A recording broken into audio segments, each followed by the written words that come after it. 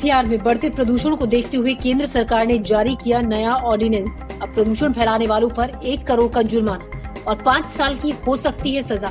वहीं केजरीवाल सरकार ने प्रदूषण को लेकर लॉन्च किया ऐप। अमन बैसला को इंसाफ दिलाने के लिए डीएनडी पर जुटे गुर्जर समाज के लोग, हजारों की संख्या में पहुंचे लोगों ने डीएनडी किया जाम। 29 सितंबर को अमन बैसला ने की थी खुदकुशी। बिहार के मुंगेर में भक्तों पर लाठीचार्ज से गुस्साई भीड़ ने एसपी ऑफिस पर किया हमला। सड़कों पर उतरे लोगों ने पुलिस गाड़ी को किया आग के हवाले। हिंसा के बाद नपे डीएम और एसपी। केंद्र ने एक अध्यादेश जारी किया है जिसके तहत प्रदूषण फैलाना जेल जाने की वजह बन सकता है। जी हां, बिल्कुल सही सुना आपने। इसके अंतर्गत 5 साल तक की सजा और 1 करोड़ का जुर्माना हो सकता है। वहीं दूसरी तरफ दिल्ली सरकार दिल्ली के प्रदूषण को कम करने के लिए रोज नए उपाय लेकर आ रही है और इसी के अंतर्गत दिल्ली सरकार ने ग्रीन दिल्ली ऐप लॉन्च किया। दिल्ली एनसीआर में प्रदूषण फैलाने वाले अब सावधान हो जाएं। दिल्ली एनसीआर में बढ़ते प्रदूषण को देखते हुए केंद्र सरकार ने बुधवार को एक नया ऑर्डिनेंस जारी किया है। अब प्रदूषण फैलाने वालों पर 1 करोड़ का जुर्माना और 5 साल की सजा हो सकती है। लगातार बढ़ते वायु प्रदूषण को देखते हुए केंद्र सरकार ने ये बड़ा कदम उठाया है। इसमें दिल्ली, हरियाणा, राजस्थान, पंजाब, उत्तर प्रदेश में वायु गुणवत्ता को सुधारने के लिए एक कमीशन नियुक्त करने की बात की गई है। एक और केंद्र सरकार प्रदूषण को लेकर चिंतित है, तो वहीं राजधानी में बढ़ते प्रदूषण से निपटने के लिए दिल्ली सरकार ने एक और कदम उठाया है। इसमें दिल्ली के नागरिक प्रदूषण से जंग लड़ने में सरकार की मदद कर सकते हैं। गुरुवार को ग्रीन दिल्ली ऐप लॉन्च किया गया। इसके जरिए दिल्ली के किसी भी इलाके में हो रहे प्रदूषण की शिकायत दी जा सकती है, जिसका निपटारा तय समय सीमा के अंदर किया जाएगा। इस ऐप के जरिए फोटो, वीडियो या ऑडियो इसमें अपलोड किए जा सकते हैं, जिसके बाद शिकायत विभाग के पास खुद ही पहुंच जाएगी।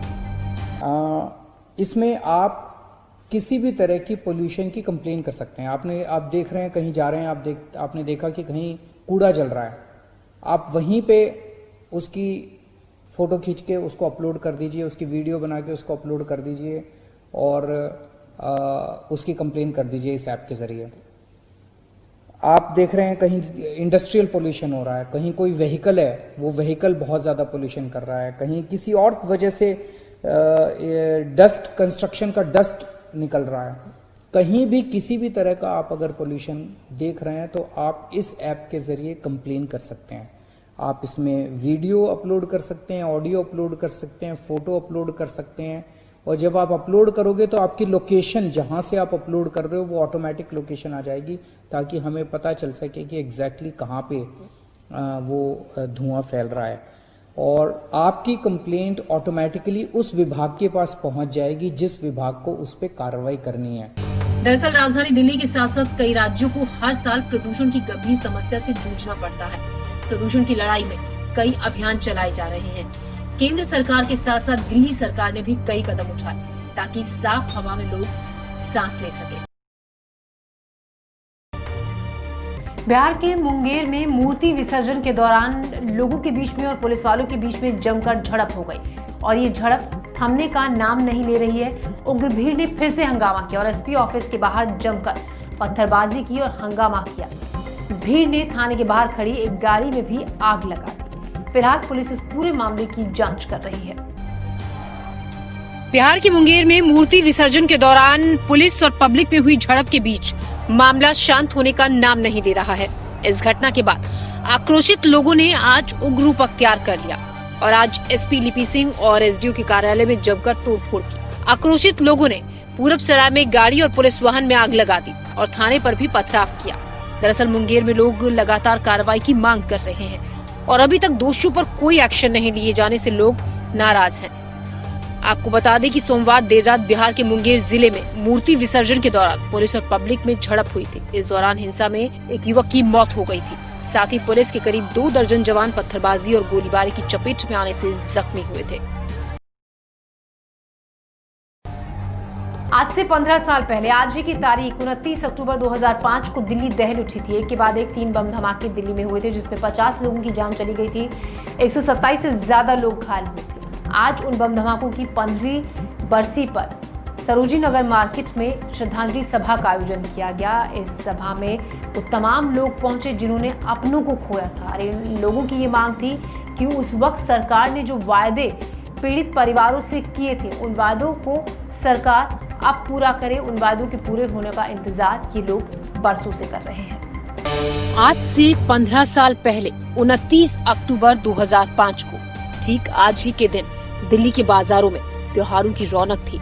धनतेरस के दिन बाजार सजे धजे हुए थे, लोग बाजारों में खरीदारी कर रहे थे, चारों तरफ काफी चहल पहल थी। शाम को एक के बाद एक 3 धमाके हुए दिल्ली के 3 अलग अलग इलाकों में, जिससे दिल्ली दहल गई, चारों तरफ चीख पुकार मच गई। सबसे पहला बम धमाका हुआ पहाड़गंज के भीड़भाड़ वाले इलाके में, दूसरा धमाका गोविंदपुरी में और तीसरा बड़ा धमाका हुआ सरोजनी नगर मार्केट में। इन धमाकों में 50 लोगों की मौत हुई थी और 127 से ज्यादा लोग घायल हुए थे।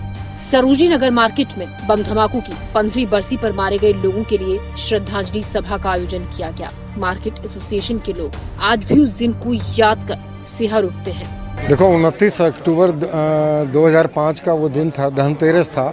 यहाँ हजारों लाखों के हिसाब से भीड़ आती है, क्योंकि दिल्ली, सरोजनगर दिल्ली का दिल है और त्यौहार का समय था। सभी, किसी को ने सोचा भी नहीं था कि ब्लास्ट होगा। उस वक्त जब ब्लास्ट हुआ, सभी मार्केट की एसोसिएशनों ने, सभी पटरी वालों ने बड़ा सहयोग दिया उनको हॉस्पिटल पहुंचाने में और उनको रखा, मतलब उनकी सुरक्षा में पूरा सहयोग दिया। वो उसके बाद यहाँ सीसी कैमरे लगे। आज यहाँ 79 सीसी कैमरे हैं, हर दुकानदार ने सीसी कैमरा लगाया हुआ है। बाबू मार्केट में 16 हैं और उसके बाद वॉलंटियरिंग पुलिस सर्विस बनी, जो निस्वार्थ सेवा करती है। देश की सेवा का एक जज्बा है। सरकार को चाहिए ऐसे जब हादसे होते हैं तो उनको खुद उम्र भर के लिए गोद ले और उनकी आर्थिक सहायता करे। बम धमाके में मारे गए लोगों के परिवार वाले इस श्रद्धांजलि सभा में पहुंचे, जिनका कहना था कि सरकार ने वायदे तो बहुत किए लेकिन किया कुछ भी नहीं। अपने पूरे परिवार को खोने वाली मनीषा ने भी सरकार से मदद की गुहार लगाई है। गवर्नमेंट ने स्टार्टिंग में ही हेल्प करी थी, जो भी करी थी। अभी वो कुछ नहीं कर रहे हैं। मैं मास्टर्स कर रही हूँ, पर जॉब का कुछ भी स्कोप नहीं है अभी। उन्होंने कहा था जॉब के लिए प्रोवाइड करने को, पर कोई भी जॉब वॉब उन्होंने हमें नहीं प्रोवाइड करी।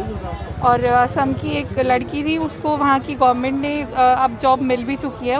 उनकी एज थी 35-40 अराउंड, और वहाँ की गवर्नमेंट ने उन्हें जॉब दे भी दी है। पर हम लोगों की अभी तक कोई रिक्वेस्ट नहीं सुनी गई जॉब को लेके।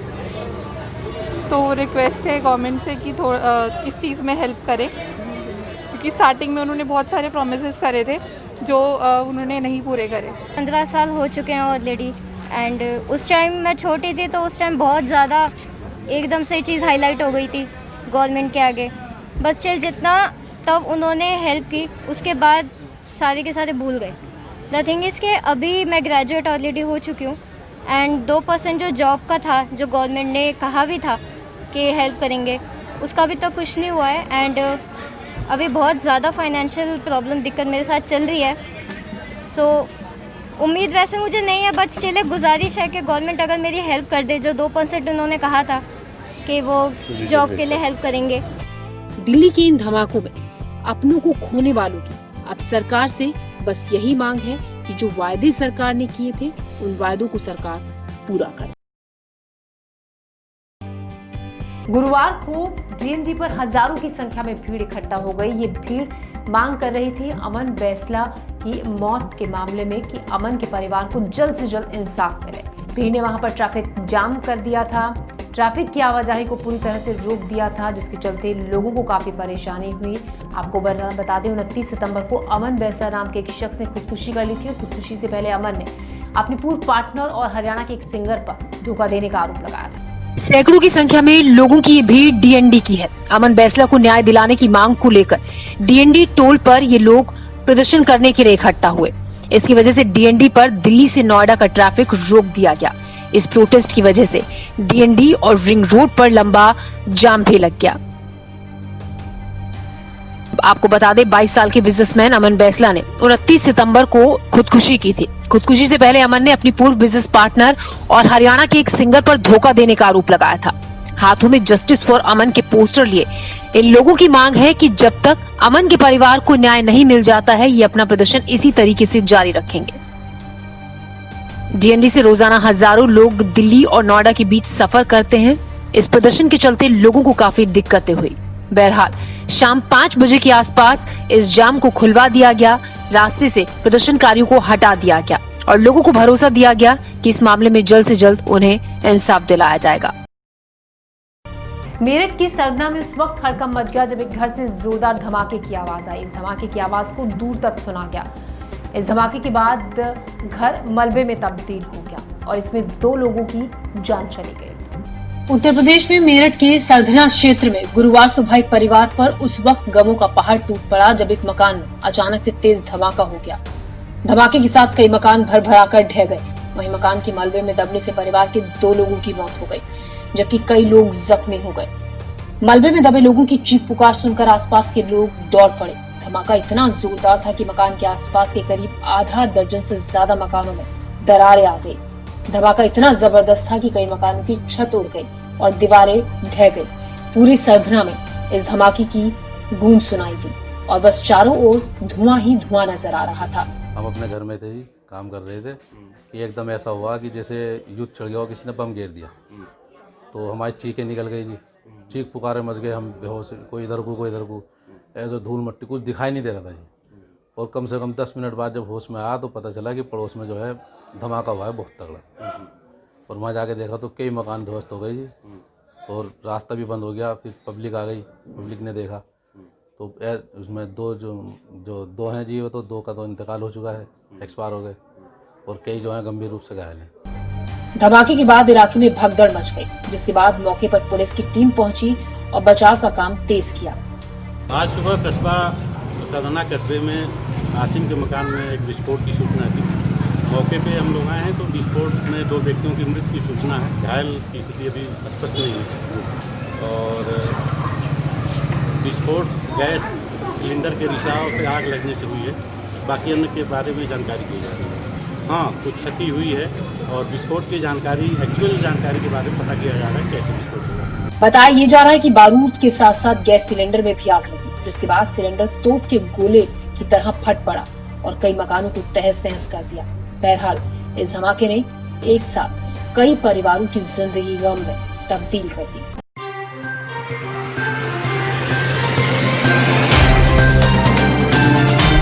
Subscribe now and press the bell icon. Never miss an update.